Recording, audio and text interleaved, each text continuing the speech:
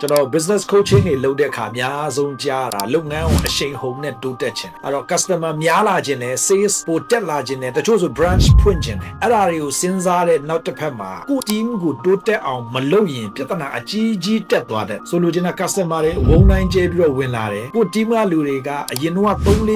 ဧခံနိုင်တယ်အခု50 60လောက်လဲရောက်လာတဲ့အခါတေချာနားလည်အောင်ကျင်နဲ့အောင်မရှင်းပြတတ်တော့ complaint တွေတက်လာတဲ့အခါဘယ်သူ report လုပ်ရမလဲဆိုတာသူတို့မသိတော့တစ်ဖက်မှာ sales order တွေပြုံလာတဲ့အခါမှာဘယ်လိုဖြေရှင်းရမလဲမသိဘူးအဲ့ဒါဘာလဲဆိုတော့ business growth က customer များလာတာနဲ့ business growth ဖြစ်လာတယ်လို့သတ်မှတ်လို့မရ team growth မဖြစ်ရင် customer များလာတာက business growth ကိုအကျိုးမပြုဘူးဘာဖြစ်သွားတယ်လဲဆိုတော့ pressure ပူတော့များလာတတ်တယ်အဲ့တော့ဒီနေ့လုပ်ငန်းရှင်တွေကိုကျွန်တော်ပြောချင်တာကကို team ကိုတိုးတက်အောင်လုပ်ဖို့လိုကို team တိုးတက်အောင်လုပ်တစ်ဖက်မှာ marketing ကနေ sales ကနေ customer များလာတယ်ဆိုတော့မှများလာတဲ့လျောက်နိုင်မှကို team တိုးတက်မှဒီလုပ်ငန်းတိုးတက်ရတိုးတက်ကြောင်းအတွက်ထောက်ကူပြုမှာဖြစ်တယ်မဟုတ်ရင် balance မမျှရင်နစ်တက်တယ်အဲ့လိုမျိုး business coach ပါ